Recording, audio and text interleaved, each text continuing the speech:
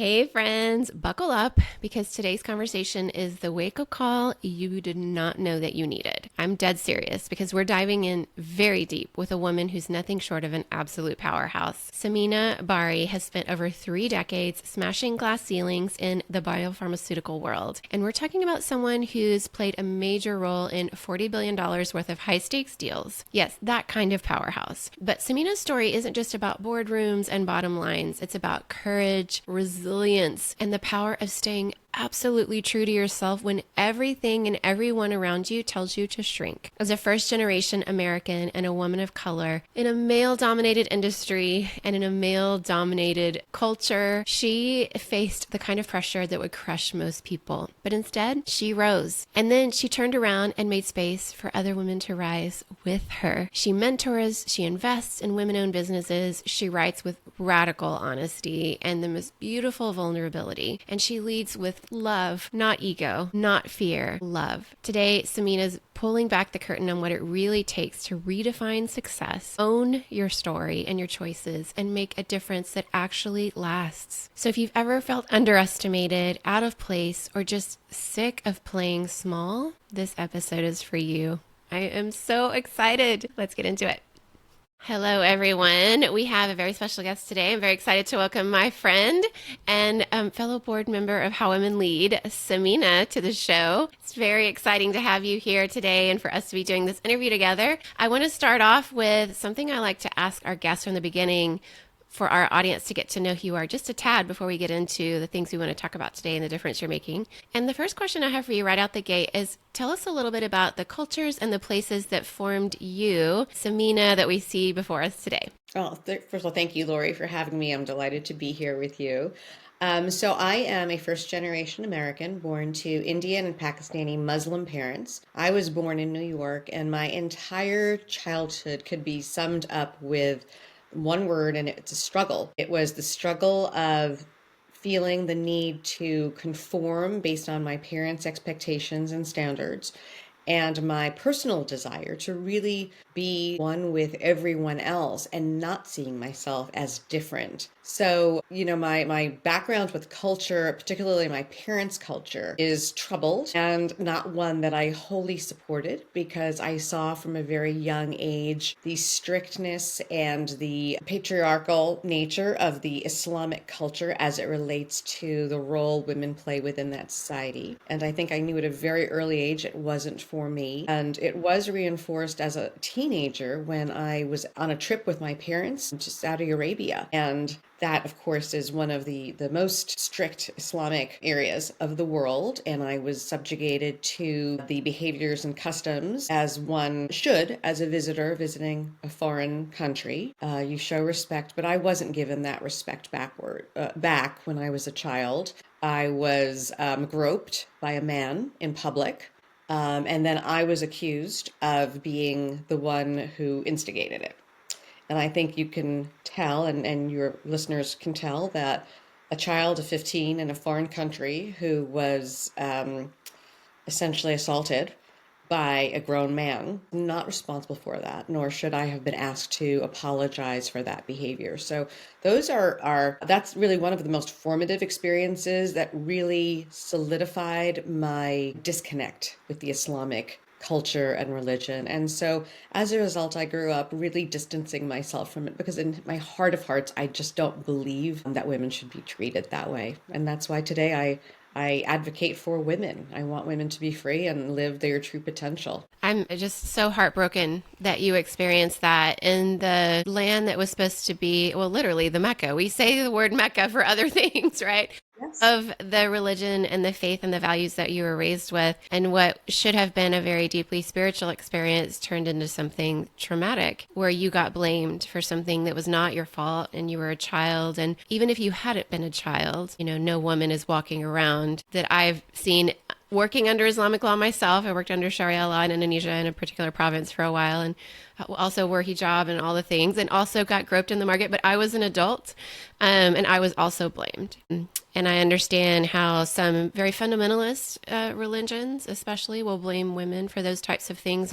And it is not your fault. And I 100% believe you. And I'm horrified and infuriated that not only did that happen to you in a place that should have been safe and special, but that you were also blamed. And what I see and what I hear a little bit in that story is that you've grown into this woman that you wish probably you could have had around you at that point in your life. And they often say we do that on occasion, is that we become that person that 15-year-old girl would have wanted to be able to speak with. And so as you have grown into this amazing leader, author, total badass that you are, I'd love for you to take us a little further down the journey. Your journey really touches on a lot of powerful themes: mentorship, resilience, redefining success. I'd love for you to give us maybe one lesson from your life that you hope really every reader can take away from your book that you're releasing. I can, I will, and I did. Yes, thank you. I think growing up with the background that I did and recognizing from an early age, a very, very early age, the unfairness of that treatment, I rebelled against it. And everything I did was based on kind of a disbelief that women were being treated this way and a steadfastness that I would not be treated that way. And so, the lesson that I have taken in life is people can try to put you in a box, but if you know who you are and you dream bigger and you want more for yourself, you just have to push your own agenda, because ultimately you live the life that you're destined to live. And while you may disappoint people in the short term, they will get over it. Yeah. But if you don't live a life that is authentic to you, you will live with a lifetime of regrets. So be the person you know you can be and don't let anyone tell you otherwise. And that's really the mantra I've lived with my entire life. It's not always the popular decision, and it's certainly not easy. It's a very scary, sometimes terrifying thing to go against your parents, your culture, your society, but you have to live your life. You will be the one who will have many tomorrows ahead of you. And you want to look back at your life at a certain point, like now, and know that you have as few regrets as possible. So true. I resonate with that so much. I have a lot of regrets. And, the regrets I'm unpacking at this stage in my life, just celebrated a birthday. And one thing I learned in Indonesia from my Indonesian friends was on my birthday to be reflective and introspective. So I went on a birthday trip to Aruba, which is a place as close as I can get to where I grew up, which is Venezuela, which I can't go to right now because of the situation there. But the beaches look the same, and I heard the same music, got my favorite snacks in the grocery stores. And it just allowed me to go back to my childhood and think back. And I remember, on this birthday trip recently thinking, I was this good girl. I did the things they told me to do in my religion. I got the good grades. I did everything right. But somewhere along the way, my regrets aren't that I was this very rebellious, going out and drinking and partying and making a bunch of those kinds of mistakes.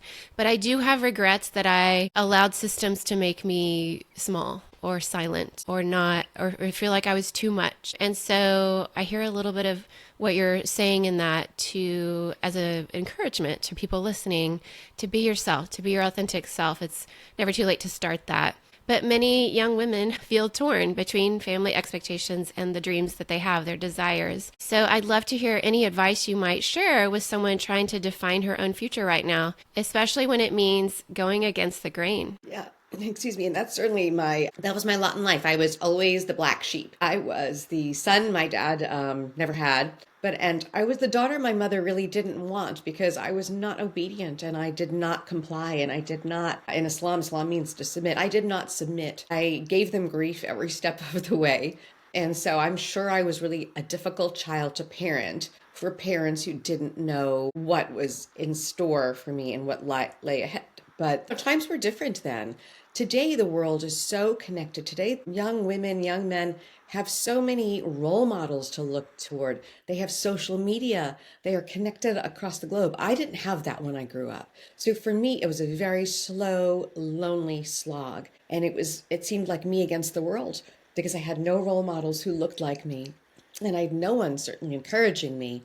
But you have to know in your heart what you want for yourself, and that it is not just about defying your parents. It's not simply an act of rebellion. It's an act of truth. It's understanding who you want to be. What is your dream for yourself when you grow older? Can you even envision that? and then being very intentional and taking steps towards making that dream a reality, and knowing along the way you will disappoint people. But life is not without disappointment.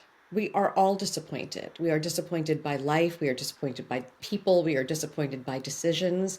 But there has to be a greater cause. And the greater cause is growing into yourself and becoming the best version of you can be. Just because your parents or society doesn't see it that way doesn't mean it's not there. And again, I would encourage to fight that good fight. Don't let anyone make you small. There are certain things you should follow, and certain things you've got to trust your gut with that are not the right decisions for you. And I would just say follow your instinct, because that's always what's led me to the right places in life. So good. I'm so glad that you had that you could trust yourself and that you instinctively did that, and you're increasingly doing that. I think that is one of the life lessons I learned way too late, way too late, but it's not too late for people listening. Yeah. And I hope that you're hearing that wherever you're listening around the world. And I'm thinking about, maybe there's that Muslim girl, maybe she's in Indonesia right now, or in Pakistan, or in Saudi Arabia. I don't know if they can get this podcast there, but maybe traveling somewhere else. And she's feeling the weight of her religion, of her parents, not being the daughter her mom expected her to be, maybe not keeping all her hair stuffed into the hijab well enough, or, all the microaggressions that women get in that world, where women are often the ones making sure women and girls stay in line, and where patriarchy can outsource that, even in the patriarchal bargain, to the women who are the upholders of the religion, of the fundamentalism, whatever religion that is, And so I'm thinking about that girl, and how your story must be so inspiring to know that, like you said, you didn't have people, but people in this day and age can have people through social media and through podcasts. As you think about that girl, is there something that you would like to say to her right now? Yeah, I would love to just encourage young girls and women just to be as true to yourself as possible.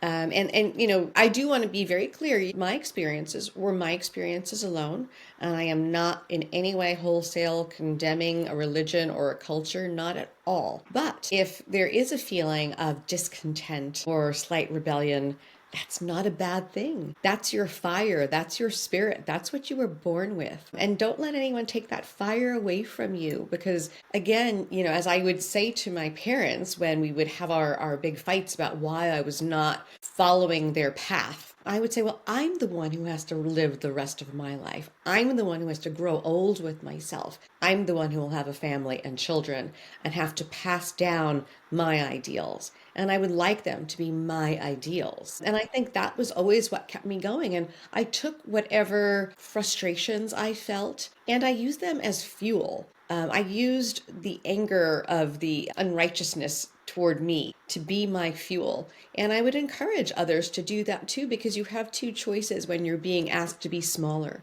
You can either submit, become less of a person, stifle your dreams, and deal with a life of perhaps mental health issues, depression, or even a life unfulfilled. Or you can use that energy to map out and will the life you want to live. Because again, if you're younger and you're listening to this, you have so many tomorrows ahead of you, and you want to make them count, and you really want to make sure that your life is full of abundance and joy, and you can look back when you're old and say, wow, I really had a good life. That's really what life is about, isn't it? It absolutely is. It's that Mary Oliver poem, I think it is, that people quote, this one wild and magnificent life or wonderful life or something like that. That line that a lot of us find really inspiring to think of, to motivate us every day about the values that we hold and the ones, maybe that we got from our upbringing. My assumption is there are parts of your upbringing you have kept, and the parts that you have gotten rid of. So maybe some of those values are still there, and some of them you realize they weren't your values. And that's a lot of the story for a lot of us. We make those choices as we get to be adults and learn on our own and keep growing throughout the decades, right? So you emphasize being fueled by love instead of anger, and I hear that a lot in your story, especially in a world where women in business often have to fight to be heard. And how has the mindset that you've embraced influenced the way you lead and support other women in your industry? Yeah, again, because so much of my early years were struggle and they were about defiance, defying the expectations of me. I used my frustration as fuel. But at some point, you've gotten to that point in your life where you're satisfied, and I'd accomplished everything I had wanted professionally and personally, and ultimately gained my parents' acceptance. And so it was time for that shift, that very gentle and organic shift from anger and that, that being my fuel, towards more, who do I want to be? I am now the person I willed myself and dreamed myself to be. And how can I soften those edges? And how can I now give back? Because I've seen it can be done, and I've seen what can be done when I did it myself. But of course, between my childhood and my early adulthood, the world had shifted, to the closer to the world that we're living in today. And so, the love that I, have been able to harness from my trials and tribulations has been enormous. It's been my own self-worth. It's been understanding my role in the world and society. It's by having two amazing children. It's by marrying the man of my dreams, who, by the way, was outside of my parents' religion and culture. So I defied them with even that. And it's also knowing that I don't want young women to suffer needlessly or alone as I did. And so if I can help make anyone's path easier through encouragement or inspiration or even mentoring, I'm happy to do that, because no one should walk this world alone. We're not meant to do that. And I have an amazing chosen family that I have cultivated over the years, and they're my backbone and my support. And we all need cheerleaders on our side, even though we have to be our own number one cheerleaders. But it's kind of the life we create and the people we have in our life to help bolster. So true. Yeah, we need community. We need support. We're not made to do this alone. I do think that's one of the most beautiful parts about the board we sit on together, how women lead. But it actually reminds me, I read this research the other day, and you may have seen it. I can't remember which ape it is that's close genetically with their DNA to humans. Of all the ape species, it's the one that's closest, I guess, genetically to us. It's in like the Congo or somewhere where they've been observing these apes, and there's this, occasionally there'll be this male ape that starts shaking a tree and causing chaos and disrupting the entire community of apes. And it's basically the female apes will just kind of mob him altogether and overpower him until he stops. And they deal with that. They're like, I don't know, the female police or something. But they know that the power of all of them together can stop this toxic masculinity situation from happening. And so I do think that is one of the powerful things about coming together with each other. Yes, every human has power, and that looks different depending on the situation you're in. We at least have the power to speak our own voice, even as babies when we're newborns, but there's levels of power, and we can either power over, power with. But I love the power with community that we have at How Women Lead. And I also love that it gives us representation with each other. Representation is something you mentioned earlier. I'd love to know what it meant for you to see or not see women in leadership when you were starting out. Yeah, thank you. That is actually what I love about our group, How Women Lead, too, because it's really a group of women who are amazing individually, but, phenomenal together. And we are not threatened by one another. We genuinely want to help one another and give back, and we care. We are the opposite of mean girls, and that's something that every woman or young girl needs. You need your own tribe, and it's like our tribe. And of course, I didn't have strong female role models when I was a young professional. In fact, I had the very opposite. I currently live in the San Francisco Bay Area, which is an entirely different culture and ecosystem from New York City, which is really where all of my younger professional years were spent. And perhaps it was the industry I was in, but I had some really bad female bosses. In fact, talk about that queen bee syndrome. There was such a mindset of scarcity that I cannot let someone else be better than me, or I will not let someone else be better than me. I had a lot of very, very traumatic and memorable encounters with the few female bosses that I had. And what's interesting is I had some amazing male bosses too. So I'm always really, I don't know if I so much buy into the toxic masculinity, because, there are some men who are amazing allies, and I would encourage all the young women and professional women to find them, because they are the ones likely who have daughters and who really are very much more sensitized to how difficult it is to be a woman in the professional workplace. But yeah, I didn't have any good role models. And so just like growing up I became the person I would want for myself. And so I hope I've been able to shape some careers for some young women in a way that I didn't get to experience myself. Yeah, I'm sure that you have. I think when you've worked as long as the two of us have, you've had all of it. It feels like, right? I relate to your story because I've had really horrible male bosses, really amazing ones that sponsored and opened doors for me. And then the same is true of women. I just think that people are people, and some people see scarcity and some people see abundance. And that's the difference. Some people are givers, some people are takers. And it doesn't really, it's not based on gender. But, there is quite a bit of things going on geopolitically, I guess, where that toxic masculinity, especially in social media, we see it a lot in podcasting, where there are, the few bad apples out there that get a lot of press. And that's unfortunate because not everybody's that way. But the ones that are that way do make it very difficult for so many of us. And that's all the more reason organizations like How Women Lead are so beautiful, because we're sort of living out the change we want to see and that we want to be. And I see that in you too. In your book, you talk about how your cultural background shaped your perspective, and you've sort of navigated through this and to this point into your life, and you've navigated this intersection of identity and tradition and professional ambition. And I just wonder how you would sort of describe that whole conglomeration of who you are today. What values have you kept from your upbringing, and what have you decided they weren't for you? And how would you describe your identity right now and who you are as a person? Well, I've lived a long life, so it's obviously changed over the years.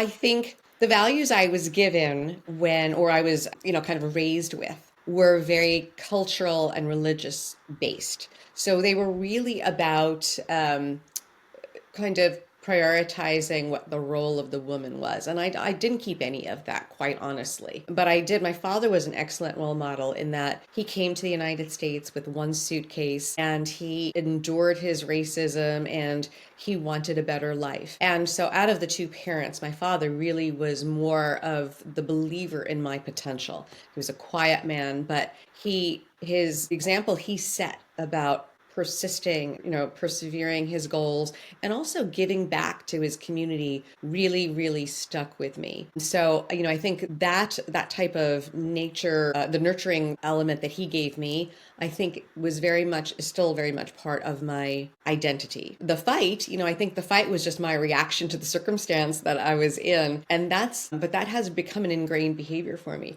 I will always encourage people to do what they feel is best, to trust their gut, to follow their dreams, even if it's a difficult choice, to work through that fear and recognize that they are who they are and their spirit is not meant to be squashed, and they should just go ahead and pursue what makes them happy, what makes them complete, what makes them who they are, without worrying about fear of what others think, because people will always think something and you cannot change that. And it is not anyone's role to change what someone feels. And just like when we were talking about the bosses, and the previous female bosses, even though I had horrible experiences with them, what I realized in those moments of getting yelled at and being called names was it wasn't about me, it was about them. So witnessing all of these things that I have throughout life is you cannot change how other people feel or what they believe. And that's not your job. You can only be the best person you can be. And you can only be the best person you're meant to be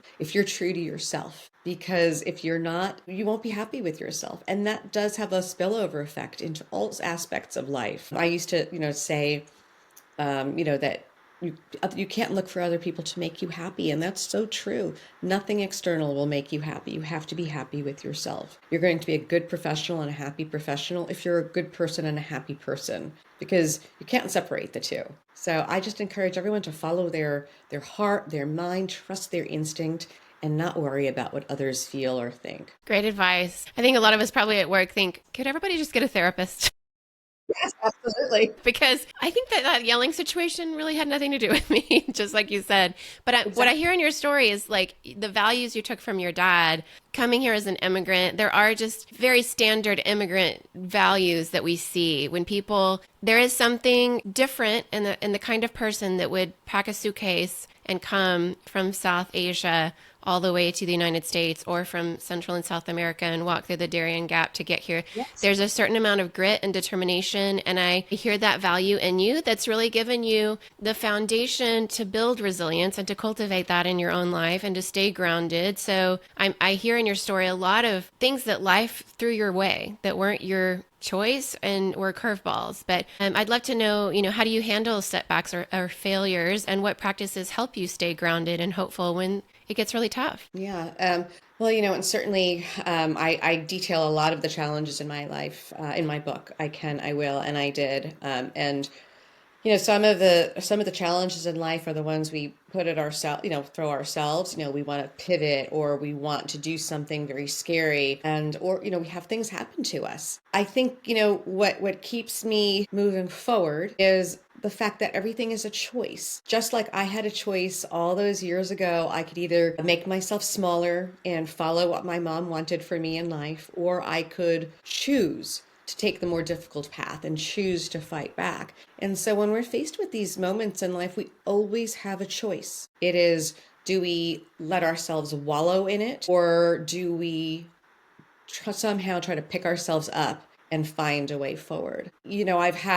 I faced the deaths of a lot of loved ones in my life. I had the privilege, the very sad privilege of being able to be there for the last breaths of both of my parents and of one of my oldest and dearest friends of 50 years. And it's how we move forward. And when my friend passed away, she had always encouraged me to write a book about my life story, because she always thought that there were so many lessons there and so many things that people could take away, that after she died, I started writing my book. And that was 4 years ago. And then the absolute worst thing in life could happen as I finished the book. And that was the sudden death of my husband, my beloved husband, who today would have been our 18th wedding anniversary. And that one really broke me. And I would say it's okay to be broken. There are moments in life that will break you, but you can't stay broken forever. And I took the time that I needed, and it was months. It was not an easy path to come back for, but I needed to feel all of the feelings and go through everything I was going through. But I had a choice to make, and my choice was, I have to raise my two children, and I have to be the best mommy I can be without the absence of the best daddy there is. And, it's 2 years. It's just about 2 years. And that was a choice I made, because I think I could have wallowed in that for a long time. And I still, it doesn't go away. The grief never goes away. You live with it, you live around it. But my choice was for my children, because as I look at my life, I have more yesterdays behind me than I have tomorrows in front of me. But my children are little. They have their whole lives ahead. And it is my goal to make sure that they live the life that we had always dreamt for them, a life of happiness and joy and fulfillment. And they will always have a hole in their heart. But I can give them the tools and the guidance that they need to live the best lives they can despite the circumstances. But it's always a choice. It's always a choice. Yes. And the way I've heard you on multiple occasions talk about the grief of your husband, and I've seen you write about him and continue to grieve that, it's such a reminder to all of us that grief just becomes a part of you. It's not that you get through it and it's over, but when it's a spouse, your life partner, when it's the father of your twin daughters, and the person that you went against your family's religion to choose, which I can only imagine how dramatic and difficult that moment was, that this was a choice that you made to love him and build a life with him. It's the absolute worst that he was taken too soon, and that you're left with having to make the choice of every day walking through this. And I'm so glad that you've been able to write about it and speak about it, and that you have support of many of us who want to keep hearing your story and want to keep being here sitting with you, saying it's okay to not be okay. And not just because it's Mental Health Awareness Month, but because it is such a huge, monumental, unimaginable experience to lose your husband at such a young age. And I know that you have another book that's coming out that we'll talk about later, but it's so important, I think, for listeners to know that as you were in the process of writing this book, something happened with the last chapter. Do you want to share about that? Yes. I'd finished the book. It was a work that had taken me from the death of my dearest friend to about, 2.5, 3 years. The evening before one evening I promised my husband that he would get to read the book because I was really waiting for it to be perfect for him, because there were parts of the book that of course he knew, but then maybe there were insights that he didn't know. Because the thing is, when you write your life story, you are forced to confront and reconcile with truths that you may not have realized in the moment. So it was an incredibly reflective, insightful process for me too, and really uncovered how my life shaped the person I was. And I wouldn't be the person I was without the adversity I had earlier in life. So that too, I'm grateful for that experience, even though it was difficult while I lived through it. And the evening I was going to give him the manuscript to read was the evening that he had an accident and passed away. And so, I'd gone through my grief and the immediate shock, not the grief, but the immediate shock and the post-traumatic stress and all of that. And some months later, about 6 months later, I was able to pick myself up out of bed, and I finally determined to finish the book, not just for my dear friend Lisa, but also for Doug, my husband, because I felt like I owed it to him to finish our story, because we'd started our story together and I needed to finish it. And in the process of finishing it, it's taken 4 years, but I was also left with quite the aha when one loses a spouse, because as I mentioned, I've gone through lots of loss, and I'm sure many people have gone through loss, but there really is nothing more damaging to the human psyche than the loss of a spouse, a loved spouse. And I realized just how much in Western culture and Western society we do not confront grief. We are incredibly uncomfortable with the thought of grief and the thought of death. And that's why people put off their planning and don't have those end of life conversations with their loved ones, because it's so emotional. People just don't want to talk about it. And I realized that I could be of service to so many people if I just wrote a very straightforward handbook on what it is we go through as the grieving spouse and what is not helpful when we go through this. Because certainly throughout that time, so many people showed up in beautiful, loving, supportive ways, and other people disappointed. And I think that's true with every incidence of grief that people experience. But I realized that there was nothing written on a very practical, useful manner that didn't involve a lot of kind of blah, blah, blah by academicians or counselors or grief counselors or religious figures. It was all very overwritten, and there was a lot of spirituality in it. Whereas in that moment, it's just all right in front of you. It's all very practical. And there are just things people should say and things people should not say. There are truths that only we who've gone through it realize, and someone else who's not gone through it cannot realize. So I've started my second book, which is a handbook on grief. And it's really meant for everyone who's ever going to interact with someone who's lost their spouse, because spousal death is incredibly different than the loss of an elderly parent or a natural death due to age or illness or a different relationship. So that book will be coming out in the fall, and it's something that I'm really proud of because it doesn't currently exist, and it's really going to help, I hope, broker some thoughtful discussion and conversations among people who've really not confronted their own mortality. And as we all get older, it gets closer. It does. Unfortunately, it does. You and I have talked about this previously too. There's differences in the West and the East, and all cultures handle death and dying very differently. But it is such a gift when people can understand. There's the logistical side. There's the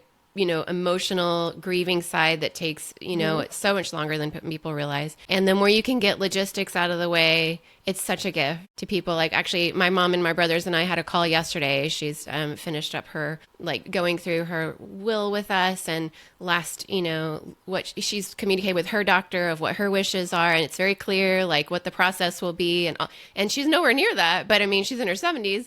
And so it's just, she has gone through it with her parents, with others. She's a nurse by background. And it's she can just be she wants to give us the gift of not having to worry about that part. So that when it comes, we can just grieve, and there'll be logistics to be done, but that she's done as much as she can to help prepare us. That's such an act of love. And Sometimes you can't because it happens suddenly and you don't expect it and all of that kind of thing, or you're too young. But what a gift for those who can walk through and learn, hopefully, from your book as it comes out in the fall, how to do that better. I'm really excited about that when it gets released, and we'll have you back on to talk about that. But I just want to say thank you so much for who you are as a person. You're just such an amazing human being. I'm so honored to know you and to hear your story and just to bear witness to what you've gone through and who you are and how you've come through it with such grace and wisdom and that fire that you still have that's very inspiring. And so thank you for sharing your differences with us today here on the podcast. Well, thank you so much, Lori. Thank you so much for having me. It was a pleasure. And I thank you for your friendship and your support.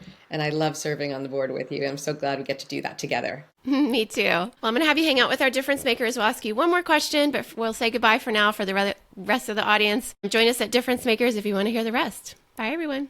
Whoa. I mean, that was a masterclass in what it means to lead with your values, to know who you are, to build and cultivate a life that you want, where you can flourish and you can live out your desires and your dreams with the people that you love and do the work that you want to do.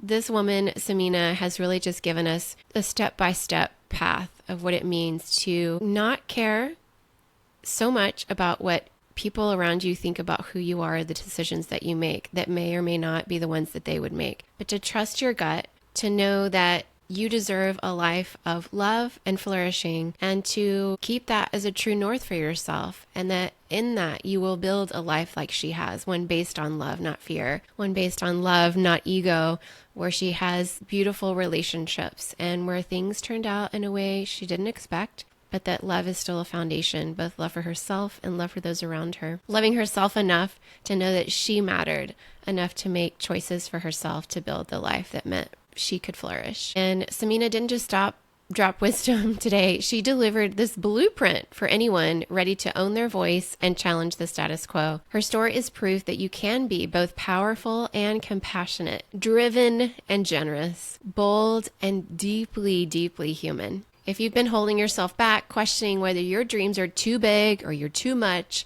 or your background is too complicated, let this be your reminder. You are not alone. And yes, you belong. Take that fire that Samina just lit you with, and she lit this into you for you to do something with it. That was her call. That was her call to action.